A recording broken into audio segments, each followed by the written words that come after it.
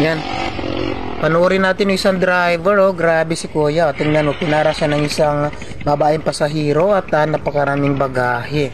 Yun, itinuro pa ng babae kung saan siya ihahatid ni kuyang driver. At syempre si kuyang driver may daladalang kadina.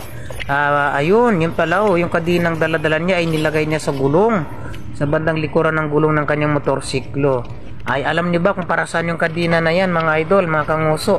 Syempre, para doon yan pagtahak niya mamaya. Pag tinahak niya yung maputik, yung putikang bahagi ng kalsada at mataas na bahagi ng kalsada, syempre, para may panlaban yung kanang motorsiklo at kayang umakyat sa mataas at sa maputik na daan kapag may kadina, di ba? Yan, no? Ang dami ng pangarga, mga idol. Yan, no, kita mo, lampas tao na, oh, ang dami.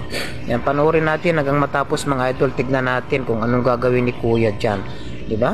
Madiskarte talaga si kuya driver, oh, grabe kuya, oh. O ayan, oh, tingnan naman, oh, punong-puno yung likuran, yung carrier ng kanyang motor. Ayan, ayan, sasakay na si ate, angkas na si ate, ayan, oh. O, uminom pa si kuya, ano ito, energizer, oh. Anong ininom ni kuya, bakit ibubuhos niya doon sa tangke ng gasolina niya? Hala, anong nangyari kuya? Uminom ka ng gasolina kuya? Sikrito niya siguro yon para lumakas yung kanyang katawan at bumilis ng takbo. Ayan, so nakikita na natin, pinapaandar ni kuyang driver yung kanyang motorsiklo. Ayan, panoorin natin. Oops, talaga naman, oh, may palipad-lipad pa si kuya, oh. Ayan na, nandun na sila, oh. Grabe mga idol, mga kanguso, ang hirap-hirap ng daanan na to. Ikaw kuyang driver, kaya mo bang magmaniho ng ganyan tapos punong-puno pa yung likuran ng motor mo? Ganyan, no? Kitang-kita naman natin, di ba? Parang, oh, grabe hirap. Ala. Aakyat pa sa mataas na bahagi. Ala.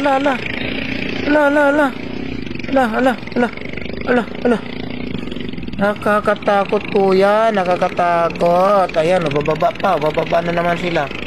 O, kanina ay may paakyat, ngayon ay may pababa. Ano ba yan kuya?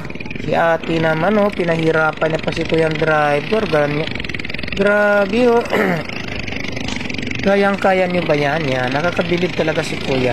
Salute sa iyo kuya, ha? Sobrang galing mo. Napakagaling mo mag-drive.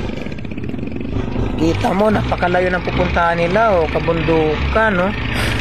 Tatahakin nila yung malaang maputik at masukal na daan. O, ayan, aakyat na naman siya ulit, oh. Paano na rin? Bakit hindi kaya inayos na lang yung kalsada na yan? O, nakakatakot. Ala, grabe kuya. Alakas-lakas ng loob mo kuya, oh. Ang putik pa ng daanan, oh. Ayan na sila, oh. Ayan na, oh. Hindi natin alam kung for the content by tour, totoo talaga ito, oh. Ala, grabe, nakakatakot.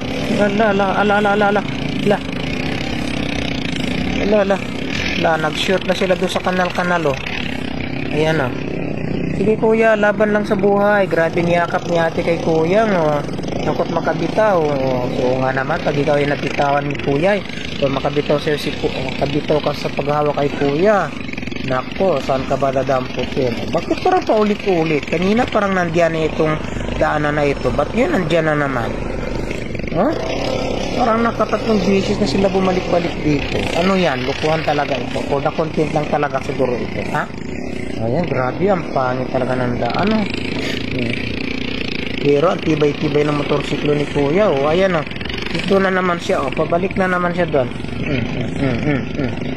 Niluloko mo talaga kami kuya, nga for the content lang talaga ito, ha? Pabalik-balik yung daanan, oh, ito na naman siya, oh, okay. Lahat pa, ganyan ang daanan, makakatakot, grabe. Grabe, ang lakas-lakas ng motor ni kuya. Grabe naman si kuya. Ayan. Op, tumataas-tas pa yung gulong, grabe kuya. Si ate, oh, ate, hawak na maayos. Baka ikaw ay malaglag dyan. Ayan, so malapit na yata sila, oh. Minor na si kuyang. Ayan. So, sa ibang bansa po ito, mga idol, hindi ito dito sa atin sa Pilipinas. Sa China po ito. Sa China po yan. Hindi yan dito sa atin. Ayun, simintado na. Yun, siniminto na yung daan. Tapos, bangin pa, oh. Bangin pa yung dinaanan nila, oh.